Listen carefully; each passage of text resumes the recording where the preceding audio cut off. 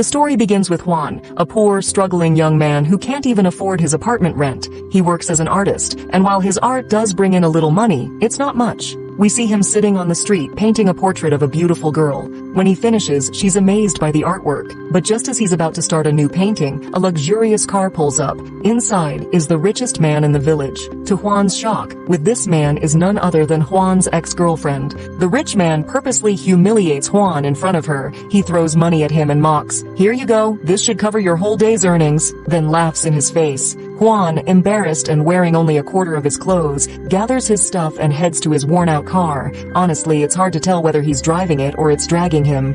Juan returns to his village, a place filled with artists, galleries, and homes of painters. You could call it, my friend, a haven for artists. On his way home, he runs into his landlord, who demands the overdue rent. Fed up, Juan throws the rent money in his face. Before he can leave, the landlord tells him that's only for last month. He still owes this month's rent. Juan casually replies, "I'll pay later," which angers the landlord enough to throw a bottle of water at him. Now, you'd expect Juan to throw it back, right? Nope. Our sweet Juan picks up the bottle and gently puts it with his collection. He gathers and sells plastic bottles at the end of each month. The landlord sneers and says, "That's the poor man's logic," mocking how Juan collects plastic and cans. Of course, all respect to those who do this work. Juan then visits his dream gallery, a place he wishes to exhibit his artwork in someday. Like every day, he approaches the gallery owner, asking him to sponsor his painting. He even hands over some money, but the owner laughs and says, "This won't even cover 1 square meter of wall space." He leaves Juan and heads upstairs.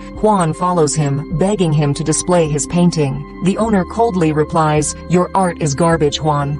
Juan defends himself, saying, "I've improved so much, even my girlfriend Tian is impressed by it." Now, let me tell you, my friend, Tian is blind. Seriously, I'm not joking. She lost her vision due to an eye problem years ago. The gallery owner scoffs. "So you're relying on the opinion of your blind girlfriend? You've lost it." Then he points to another painting of a potato and says, "Now this, when I look at it, I actually feel hungry. That's how real it looks."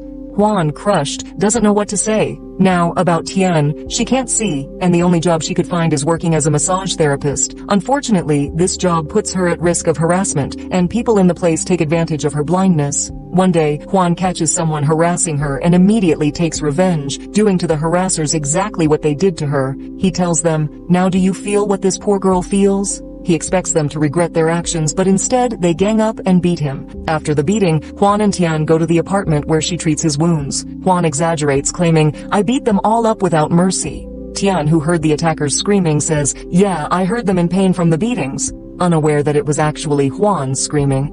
Juan then surprises her with a gift, a pair of shoes.